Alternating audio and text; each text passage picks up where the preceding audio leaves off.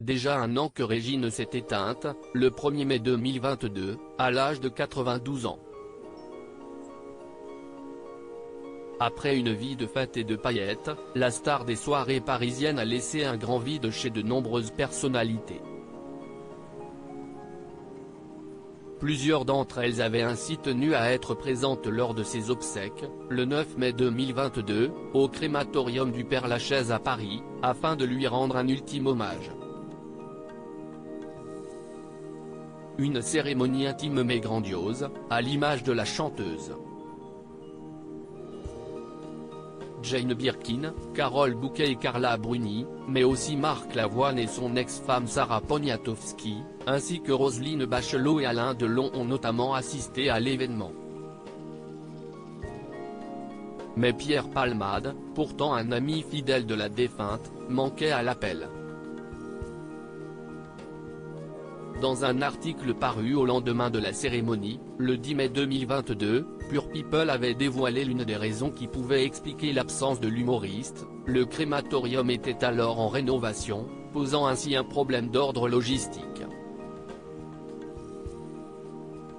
La capacité maximale était de 100 personnes en raison des travaux, avait expliqué le média People, avant de relater les propos d'un membre de l'entreprise de pompes funèbres, ne pouvant assurer à de nombreuses personnalités qu'elles seraient assises. L'organisation des obsèques a été obligée de leur demander de ne pas se déplacer. Par ailleurs, un fan de Régine présent sur place avait confié aux Parisiens, la seule chose qu'elle n'avait pas prévue, c'était les travaux.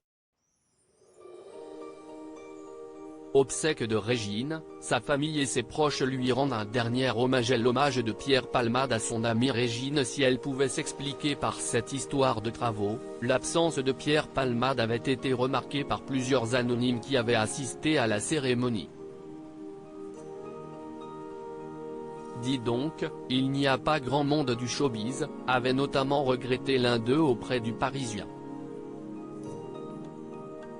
L'humoriste n'avait pourtant pas manqué de partager son chagrin en apprenant le décès de son ami.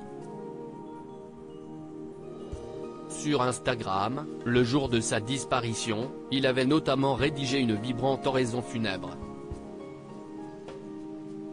Ma Régine. Mon amie, ma confidente. Comme tu as été la confidente de tant d'artistes et d'anonymes qui venaient raconter ou oublier leur vie dans toutes tes boîtes de nuit, a écrit l'acteur. Et de poursuivre, j'étais dans tes petits papiers et j'en suis fier, tu me prenais comme j'étais sans me juger. Et ça va me manquer, quelqu'un qui m'aime sans me juger. Triste ironie du sort, le quinquagénaire était alors loin de se douter qu'il serait plus isolé que jamais 9 mois plus tard. Article écrit en collaboration avec 6 médias. Crédit photo, Baldini.